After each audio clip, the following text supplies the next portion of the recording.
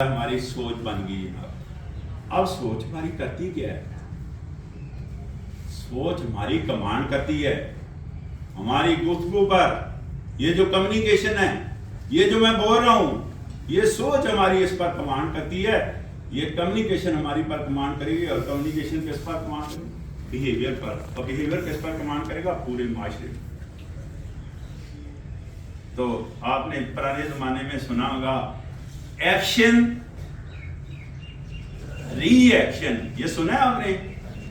ہاں. تو کوئی ایک پارٹی، ایک فگر جو ہے نا وہ ایکشن کرتی ہے، اور دوسری پارٹی، دوسری فگر ری ایکشن کرتا ہے. اگر میں ایکشن کرتا ہوں تو انوائرمنٹ، محفل، معاشرہ مجھے ری ایکشن دیتا ہے میرے ایکشن کے بدلے. اور اگر معاشرہ ایکشن دے رہا ہے تو میرا باڈی یا میری سوچ اس کو ری ایکشن دے گی. ایکشن اور ری action both are the same thing, but all they are in opposite direction, ہے نا؟ تو جو چیز ہم انٹیک کریں گے معاشرے سے، اس کا ریفلیکشن آئے گا کہ نہیں آئے گا میرے اوپر؟ اور اسی طرح اگر میں جو دوں گا معاشرے کو، اس کا ریفلیکشن آئے گا کہ نہیں؟ یعنی ایک سائڈ پر امپیکٹ ہے اس کا، دوسری سائڈ پر اس کا ریفلیکشن ہے. تو سارے سینیریو میں چیز کیا، کہاں، کس طرح سٹینڈ کریے؟ چیز اس طرح سٹینڈ کریے کہ تمام معاشرے کی خرابیوں کی ہم جڑ ہیں. لہذا ہم اپنی سوچ بہتر کر لیں، اپنا رویہ بہتر کر لیں، تاکہ ہم اچھا معاشرہ قائم کر سکیں. یہ تب پاسیبل ہے جب ہم اپنا صفحہ کھولیں گے، اپنا پیج پڑھیں گے، اپنی اصلاح کریں گے، تو ماشاءاللہ ایک سپر قسم کا انیشیٹو شروع ہو جائے گا، اور اس کو باقی لوگ ان پر امپیکٹ ہوگا. اور کس طرح امپیکٹ ہوگا؟ دیکھا دیکھی جس کو بھیڑ چال کہتے ہیں. ابھی تک ہم بھیڑ چال سے باہر نہیں نکلے. دیکھا دیکھی سمجھ رہے؟ تو بھیڑ چال کی طرح، اسی طرح دیکھا دیکھی ہمارے اندر تبدیلی آئے گی. اور اگر ہمارے سوچ میں تبدیلی آئی، ہمارے رویے میں تبدیلی آئی، تو ڈیفینیٹ سسٹم بہتر ہوگا، اور پھر سسٹم میں بہتری آ سکتی ہے. کیونکہ سسٹم انسان بناتے ہیں، اور یہ ساری چیزیں انسان میں نہیں کرتے ہیں. شاید آپ کو وہ ایکسپیرینس شیئر کر دوں کہ جب انگریز 1849 میں آئے اور یہاں مقامی زبان تھی، یہاں مقامی کلچر تھا، یہاں مقامی تعلیم تھی، تو انہوں نے فوری طور پر ان تینوں چیزوں کو سیٹ اسائڈ کرنے کے لیے، ختم کرنے کے لیے، اپنا سسٹم لانے کے لیے فوری طور پر ایک پروفیسر لٹنر کی مدد لی، جو کہ برطانیہ کا بہت بڑا پروفیسر تھا اور یہ زبانیں مقامی بھی جانتا تھا. ان کو بولا کہ یار یہ ساری چیزیں ان کی چینج کر کے رکھیں. کتنا ٹائم لیتے ہیں؟ اس نے 50 سال، 30 سال میں ہماری زبان، ہماری تعلیم، ہمارا رویہ بدل دیا. لوگ کہتے ہیں، مجھ سے سوال کرتے ہیں، سب سے زیادہ سوال میرے اوپر آتے ہیں کہ جناب رویہ بدلتا ہے. وہی رویہ بدلتا ہے، رویہ دھیرے دھیرے بدلتا ہے. رویہ کیسے بدلتا ہے؟ دھیرے دھیرے، آہستہ آہستہ، سلو موشن میں. ٹائم لگتا ہے. اگر ایک انسان کا رویہ ٹائم لگتا ہے بدلتے، تو قوموں کا ٹائم لگے گا نہیں. قوموں کا رویہ بدلنے میں نہیں ٹائم لگے گا.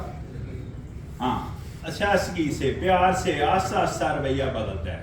لیکن یہ کبھی نہیں ہوا ماشاءاللہ آپ نے میٹھا کھایا ہی نہیں، میٹھے کا احساس ہو رہا.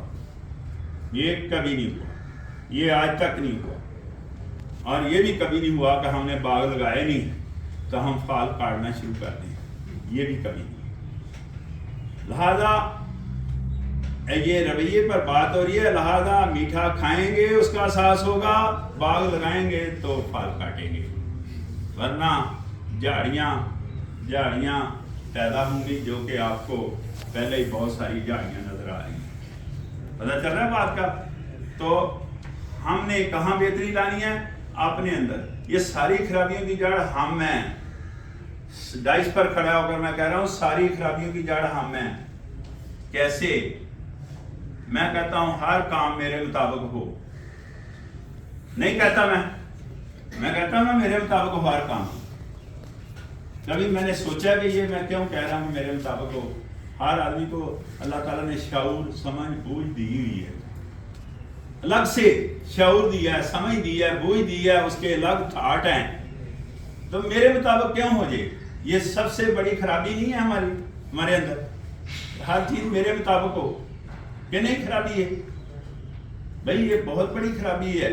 پھر یہ کہ جو میں کہہ رہا ہوں نا وہ صحیح ہے، باقی سارا ہی غلط ہے، یہ اس سے بڑھ کر خرابی ہے، یہ اس سے بڑھ کر خرابی ہے۔ پہلی خرابی تو میں نے بتایا میرے مطابق ہو جائے، اور دوسری خرابی کیا ہے جناب؟ کہ جو میں کہہ رہا ہوں وہ صحیح ہے۔ ایسا ممکن نہیں ہے، ایسا ممکن نہیں ہے۔ کبھی سوچیں، اور یہ چیزوں کا حل قرآن پاک میں اور اللہ کے پیارے نبی نے بتایا ہوا ہے، لیکن ہم اس کو ٹچ کریں تو پھر ہے نا، اس کو سمجھ بوجھ رکھیں اس کے بارے میں تو پھر ہے۔ قرآن پاک تو کچھ اور کہہ رہا ہے، اللہ کے پیارے نبی کچھ اور کہہ رہے ہیں، تو ہمیں کیا کرنا چاہیے کہ ان دونوں ماڈیول سے جو اللہ کے پیارے نبی اور جو قرآن پاک ہے، دونوں سے بھرپور فائدہ کھانا چاہیے کہ نہیں کھانا چاہیے؟ پوری کائنات کا کوئی سائنسدان اٹھا کے دیکھو، پوری کائنات کا کوئی بڑے سے بڑا دانشور اٹھا کے دیکھو، اس نے قرآن پاک سے اور اللہ کے پیارے نبی سے بھرپور فائدہ کھایا۔ تو ہمیں بھی یار اس کے قریب جانا چاہیے۔ وہاں جب جائیں گے، وہاں جب قرآن پاک کے قریب جائیں گے، اللہ کے پیارے نبی کے قریب جائیں گے، تو وہاں آپ کو انا پرستی نہیں نظر آئے گی، یہ نہیں نظر آئے گا ہر کام میرے مطابق ہو اور جو میں کہہ رہا ہوں وہ صحیح ہے۔ اس کی جگہ عاجزی اور انکساری نظر آئے گی۔ آپ کوشش کریں، دیکھیں، کھولیں اس کو، دیکھیں کہ پیارے نبی حضرت محمد صلی اللہ علیہ وسلم نے ساری زندگی عاجزی میں گزاری ہے، ساری زندگی کہیں انا نظر نہیں آئی، عاجزی میں گزاری ہے۔ ہاں، اس بات پر بھی وہ بڑے پرفیکٹ تھے کہ جب آپ کو پتا کہ ایک عورت اپنے بیٹے کو لے کر آئی ہے کہ جناب اس نے میٹھا کھاتا ہے، یہ اس کو منع کرو، تو اس نے کہا کل منع کروں گا۔ تو کل جب دوبارہ سفر کر کے وہ پہنچی تو انہوں نے کہا یہ میٹھا نہ کھایا کریں۔ تو عورت بولی کہ سر میں تو بڑی سفر کر کے ہوں، یہ بات تو آپ کل بھی کہہ سکتے تھے۔ تو انہوں نے کیا کہا اس سے کہ کل میں نے میٹھا کھایا ہوا تھا۔